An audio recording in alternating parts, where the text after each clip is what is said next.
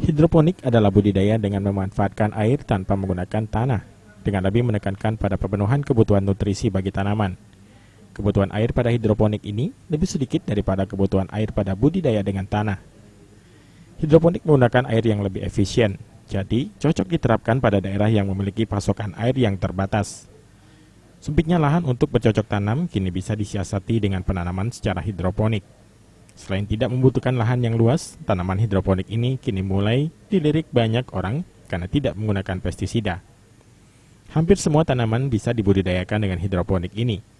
Selada, bayam, hingga tanaman buah bisa tumbuh dengan subur jika nutrisinya diperhatikan dengan baik. Tanaman yang ditanam tanpa media tanam tanah. Ini tanamannya apa aja yang bisa ditanam? Hampir semuanya bisa. Jadi ada sayur kayak selada, bayam, kangkung, bayam merah, pakcoy, kailan, seluruhnya.